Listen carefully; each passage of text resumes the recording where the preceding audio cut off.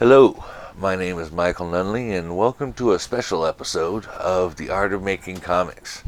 Now, this episode is being released without number, and is intended to go as kind of a middle of the way section for what I'm covering right now in the Art of Making Comics series.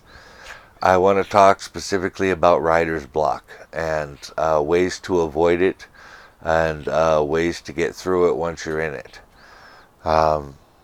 These tactics have allowed me to write multiple titles at once, and they've allowed me to stay ahead of schedule. I've got 4 main titles that are being written, plus a series of one-shots and miniseries, and I've been able to avoid writer's block to the extent that I have yet to even come close to being on a crunch time for deadlines. And so, in my experience, these tactics I'm going to share with you work for getting through writer's block or avoiding it altogether. So yeah, let's just get into it. We talked in my other videos, from idea to ready to write, and then in my writing drafts videos, about how to get to the point of getting a script together.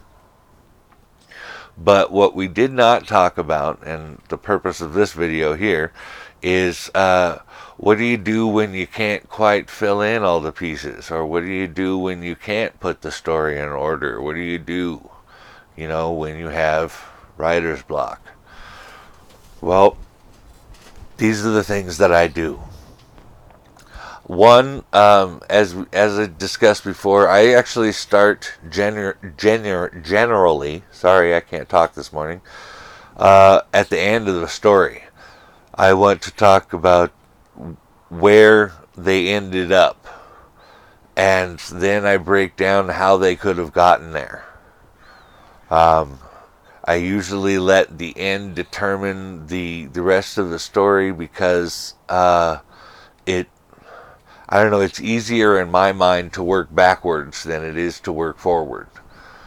I want to get an idea of what I'm trying to accomplish with the story first. That's my first ideas. What is it that I'm trying to say? What is it that I'm trying to do? What is it that I'm wanting to get across? That is usually summed up in books best by the end of the book, and so that's generally where I start. But there are other methods, of course. I'm just trying to go through the things that help me. We also talked a bit about writing out your general ideas and stuff for the story. We talked about how I like to make little bullet points and stuff that will mark out the individual journeys. Make it a 2-step process. First, you're doing a link setup where you're going, this event leads to this event, which leads to this event, which leads to this event, and that's the end of the story. Then in the next time you're going through it, it's a detail link. So then it's, this event led to this event, but this is how it happened. This event led to this event, but this is how it happened, kind of a thing. But what do you do when those things just can't come to mind? What do you do when those things are not coming to you, no matter how hard you try to think about it? There are a couple of methods you can employ. Number one, Stephen King will actually take a story when he feels like he's stuck on it, and he'll just put it in the drawer, and he won't write on it again for a while. He'll go off and do other stuff, And then every once in a while he goes back and he opens up his drawer and he looks at the projects that he has in there and he flips through them and he reads them, and he'll get inspired reading through the thing. Oh, well, I could do this with that, or I could do this with that, and he'll start putting those things in there. This is one method of getting through that. And it's one thing that helps me too. I have, like I said before, I'm writing multiple comics at the same time. And it helps me because when I get inspired for one story and I write on it, and that gives me an inspiration to do something in another story, and I write on that. Or sometimes it's well, I've gotten as far as I can get in this one, so I'll start working on another one, and again, it's just like reading what you've already written and then adding to it. That is something that I like. I like to do. I got that method from Stephen King. It it it sounds like it shouldn't work, because you're adding to it, but you're adding to your load. But it does make it easier. And last but not least, I want to talk about the importance of thinking through a story. And this sounds stupid, but try it for me.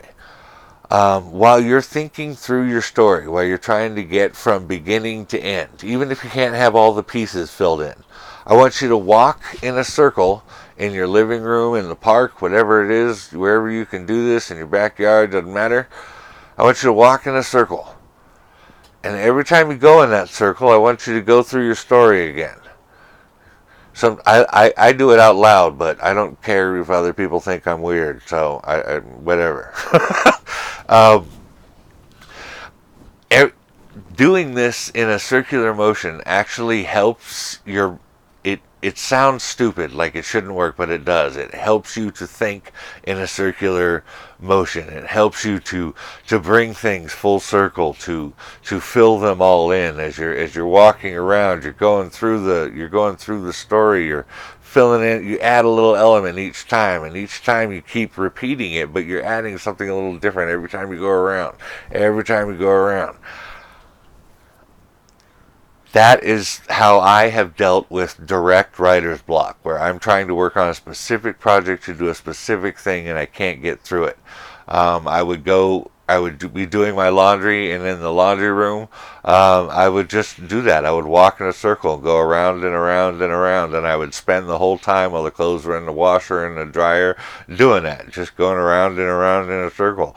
And by the time I was done with laundry, I had a good idea what I wanted to do. Anyway, I hope that helps. I know this was kind of a lot, but writer's block is a big deal, and I want you guys to be able to get some relief from it. If this helps, please let me know. If you got any tips or any suggestions, if you got any comments, please let me know. I'd love to hear them. Thanks.